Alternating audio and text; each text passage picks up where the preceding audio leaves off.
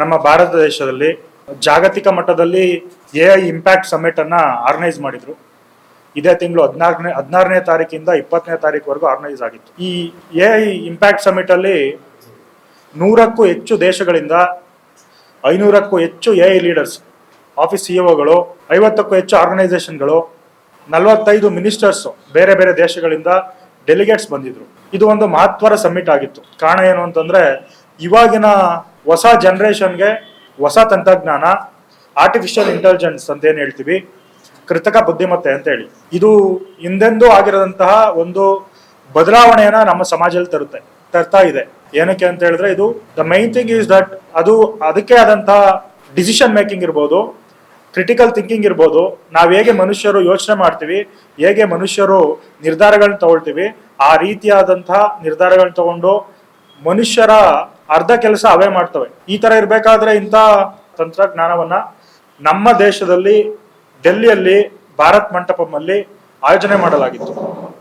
ಇದಕ್ಕೆ ನಿಮ್ಗೆಲ್ಲ ಗೊತ್ತಿರೋ ಹಾಗೆ ನಮ್ಮ ಮೋದಿಜಿ ಅವರು ಇನಾಗ್ರೇಟ್ ಮಾಡಿದ್ರು. ಅದು ಭಾರತದ ಭವಿಷ್ಯ ಅಂತ ಹೇಳಿದ್ರು. ನಾವು ಅದಕ್ಕೆ ಯಾವುದಕ್ಕೂ ಎದುರ್ಕೊಬಾರ್ದು, ನಾವು ಅದನ್ನ ಉಪಯೋಗ ಪಡ್ಕೊಬೇಕು. ನಮ್ಮಲ್ಲಿ ಇರುವಂತಹ ಬೇಸಿಕ್ ನೆಸಿಟೀಸ್ ಏನೇನಿದೆ, ಪಾವರ್ಟಿ ಇರ್ಬೋದು, ಮತ್ತೊಂದು ಏನೇನು ಕಷ್ಟಗಳಿದೆ, ಅದಕ್ಕೆಲ್ಲ ಒಂದು ಪರಿಹಾರ ಕಂಡಿಡ್ಕೊಬೇಕು ಅಂತೇಳಿ ಈ AI ಸಮಿಟ್ ಅನ್ನ ನಮ್ಮ ಭಾರತದಲ್ಲಿ ಆಯೋಜನೆ ಮಾಡಿದ್ರು. ನಮ್ಮ ಇಂಡಿಯಾ ಕೊಡುಗೆ ಏನು ಅಂತ ಹೇಳಿದ್ರೆ, ನಮ್ಮ ಇಂಡಿಯಾದವರು ಕೆಲವೊಂದು AI ನ ಡೆವಲಪ್ ಮಾಡಿದ್ದಾರೆ. ಫಾರ್ ಎಕ್ಸಾಂಪಲ್ ಸರ್ವಮ್ ಕೇಸ್ ಅಂತ ಹೇಳ್ತೀವಿ. ಸರ್ವಮ್ ಕೇಸ್ ಅಂತ ಹೇಳಿದ್ರೆ ರೋಬೋಟ್ಗಳು, ಆಟೋಮೆಟಿಕ್ ರೋಬೋಟ್ಗಳು. ಸರ್ವಮ್ ಅವರು ಈ ನಾವು ಕೂಲಿಂಗ್ ಗ್ಲಾಸ್ ಹಾಕೊಳ್ತೀವಲ್ಲ, ಆ ತರ ಗ್ಲಾಸ್ ಇಂಟ್ರೊಡ್ಯೂಸ್ ಮಾಡಿದ್ದಾರೆ. ಅದರಲ್ಲಿ ಯು ಕ್ಯಾನ್ ವಾಚ್ ಟಿವಿಸ್, ನೀವು ಏನನ್ನೇ ಬೇಕಾದ್ರೆ ನೋಡ್ಬೋದು. ಕೂಲಿಂಗ್ ಗ್ಲಾಸ್ ಅಲ್ಲಿ ನೀವು ರೆಕಾರ್ಡ್ ಮಾಡ್ಬೋದು ಕ್ಯಾಮ್ರಾ ರೀತಿ. ನೀವು ಅದರಲ್ಲಿ ಟ್ರಾನ್ಸ್ಲೇಟ್ ಮಾಡ್ಕೊಬಹುದು. ಎದುರುಗಡೆ ವ್ಯಕ್ತಿ ಬೇರೆ ಭಾಷೆಯಲ್ಲಿ ಮಾತಾಡ್ತಾ ಇದ್ದಾನೆ ಅಂತಂದ್ರೆ ನಾವು ಅದನ್ನ ಹಾಕೊಂಡ್ರೆ ಅದು ನಮ್ಗೆ ನಮ್ಮ ಭಾಷೆಯಲ್ಲಿ ಹೇಳುತ್ತೆ. ಆರ್ಟಿಫಿಷಿಯಲ್ ಇಂಟೆಲಿಜೆನ್ಸ್ ನಮ್ಮ ಮೇಡ್ ಇನ್ ಇಂಡಿಯಾದಲ್ಲಿ ಮಾಡ್ತಾ ಇರೋದು. ಇಕಸ್ಕ್ರೈಬ್ ಅಂತ ಒಂದು AI ತಂತ್ರಜ್ಞಾನ ಇದೆ, ಅದು ಮೇಡ್ ಇನ್ ಇಂಡಿಯಾದೇ. ಸೊ ಇಲ್ಲಿ ಡಾಕ್ಟರ್ಸ್ಗೆ ಏನು ಅಡ್ಮಿನಿಸ್ಟ್ರೇಟಿವ್ ವರ್ಕ್ಗಳು ಇರ್ತಾ ಇತ್ತು ಅದನ್ನ ಬಿಟ್ಟು ಅದನ್ನೆಲ್ಲ AI-ನೇ ಹ್ಯಾಂಡಲ್ ಮಾಡಿ ಜಸ್ಟ್ ಪೇಷಂಟ್ಸ್ ಮತ್ತೆ ಡಾಕ್ಟರ್ಸ್ ಇಂಟರ್ಫೇಸ್ ಇರೋದು ಮಾತ್ರ ದೇ ಹ್ಯಾವ್ ಡೆವಲಪ್ಡ್. ಸೊ ಈ ತರ ಇದೆ. ಈ ತರ ನಾವು ನಮ್ಮದೇ ಒಂದು ತಂತ್ರಜ್ಞಾನ ಡೆವಲಪ್ ಮಾಡ್ಕೊಳ್ತಾ ಇದ್ದೀವಿ. ಇದ್ರ ಜೊತೆಗೆ ಇನ್ನೊಂದು ಮಹತ್ತರವಾದ ತಂತ್ರಜ್ಞಾನ AI ಬಂದಿದೆ, ಅದು ಇಂಡಿಯಾದವರೇ ಕಂಡುಹಿಡಿದಿದ್ದಾರೆ. ಚೀವಿ ಅಂತ ಒಂದು AI ತಂತ್ರಜ್ಞಾನ ಇದೆ. ಇದು 48 ಗಂಟೆಗಳಲ್ಲಿ ತ್ಯಾಜ್ಯನ ಮಣ್ಣಾಗಿ ಕನ್ವರ್ಟ್ ಮಾಡುತ್ತೆ. ಯಾವುದೇ ಒಂದು ಕಸನ 48 ಗಂಟೆಗಳಲ್ಲಿ ಮಣ್ಣಾಗಿ ಪರಿವರ್ತನೆ ಮಾಡುತ್ತೆ ಅಂತ ಹೇಳಿದ್ರೆ ಅದು ನಮಗೆಲ್ಲ ಬಂದಿರುವಂತ ವರ. ನಿನ್ನೆ ದಿವಸ ಯುವ ಕಾಂಗ್ರೆಸ್ ಕಾರ್ಯಕರ್ತರು 100ಕ್ಕೂ ಹೆಚ್ಚು ದೇಶಗಳು ಭಾಗಿಯಾಗಿರೋ ಜಾಗದಲ್ಲಿ ಹೋಗ್ಬಿಟ್ಟು ಅರೆಬೆತ್ತಲೆ ಶರ್ಟ್ನ ತೆಗೆದ್ಬಿಟ್ಟು ಅಲ್ಲಿ ಮೋದಿಗೆ ಧಿಕ್ಕಾರಕ್ಕೆ ಹೋಗೋದು, ಟ್ರಂಪ್ಗೆ ಧಿಕ್ಕಾರಕ್ಕೆ ಹೋಗೋದು.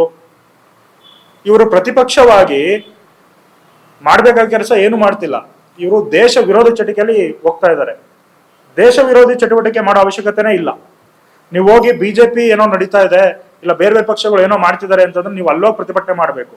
ಇಲ್ಲಿ ಡೆಲ್ಲಿಯಲ್ಲಿ ಭಾರತ್ ಮಂಟಪದಲ್ಲಿ ನಾವು ನಮ್ಮ ಏನ್ ಟೆಕ್ನಾಲಜಿ ಇದೆ ಅದನ್ನ ಪ್ರದರ್ಶನಕ್ಕೆ ಇಡ್ತಾ ಇದೀವಿ. ಅದು ಇಡೀ ದೇಶದ ಸಂಪತ್ತು. ನೀವು ಅಲ್ಲಿ ಹೋಗಿ ನಮ್ಮ ದೇಶಕ್ಕೆ ಅವಮಾನ ಮಾಡೋ ತರ ಮಾಡಿದ್ರೆ, ನಿಮ್ಮ ನಾಯಕರು ಹೋಗಿ ಬೇರೆ ಬೇರೆ ದೇಶಗಳಲ್ಲಿ ಯೂನಿವರ್ಸಿಟಿಲಿ ಕೂತ್ಕೊಂಡು ಇಂಡಿಯಾ ಹೀಗೆ ಅಂತ ಬೇರೆ ತಪ್ಪು ಸಂದೇಶ ಕಳಿಸ್ಕೊಡ್ತಾರೆ. ಅದಕ್ಕೆ ಅನುಗುಣವಾಗಿ ನೀವು ಈಗ ಮಾಡಿದ್ರೆ ಏನರ್ಥ? ಆದ್ರಿಂದ ಇದೇನ್ ಮಾಡಿದ್ದಾರೆ ಯುವ ಕಾಂಗ್ರೆಸ್ ಕಾರ್ಯಕರ್ತರು, ಅದನ್ನ ನಮ್ಮ BJP ಪಕ್ಷ ಖಂಡಿಸುತ್ತೆ. ನಾವು ನಿರಂತರ ಹೋರಾಟ ಮಾಡ್ತೀವಿ. ನೀವು ಎಷ್ಟು ಭಾರತ ಅವಮಾನ ಮಾಡ್ಬೇಕು ಅಂತ ಹೋಗ್ತೀರಾ, ಅದಕ್ಕಿಂತ 10 ಪಟ್ಟು 100 ಪಟ್ಟು BJP ಅವರು ಭಾರತ ಕಟ್ಲಿಕ್ಕೆ ಹೋಗ್ತೀವಿ. ನೀವು ಏನಿವತ್ತು ಕಸದ ಸಮಸ್ಯೆ ಅಂತ ಹೇಳಿ ದೊಡ್ಡಬಳ್ಳಾಪುರಕ್ಕೆ ಕಳಿಸ್ಕೊಡಕ್ ರೆಡಿ ಆಗಿದ್ದೀರಾ ಕಸದ ಲಾರಿಗಳನ್ನ, ದಯಮಾಡಿ AI ಸಮಿಟ್ಗೆ ನಿಮ್ಮ ಯುವ ಕಾಂಗ್ರೆಸ್ನವ್ರು ಕಳಿಸ್ಬಿಟ್ಟು ಆ ಚೀವಿ ಅನ್ನೋ ಆ್ಯಪ್ ಅಂತ ಹೇಳಿದ್ನಲ್ಲ AI ಟೆಕ್ನಾಲಜಿ, ಅದು 48 ಗಂಟೆಗಳಲ್ಲಿ ಕಸನ ಮಣ್ಣಾಗಿ ಪರಿವರ್ತನೆ ಮಾಡುತ್ತಂತೆ.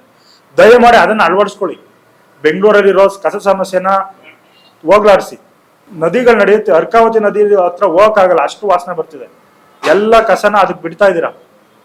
ದಯಮಾಡಿ ತಂತ್ರಜ್ಞಾನನ ನಾವ್ ಹೆಂಗ್ ಉಪಯೋಗಿಸ್ಕೋಬೇಕು, ನಾವ್ ಹೆಂಗೆ ದೇಶ ಬೆಳವಣಿಗೆಗೆ ಅದನ್ನ ಅಳವಡಿಸ್ಕೋಬೇಕು ಅನ್ನೋದನ್ನ ತಿಳ್ಕೊಳ್ಳಿ.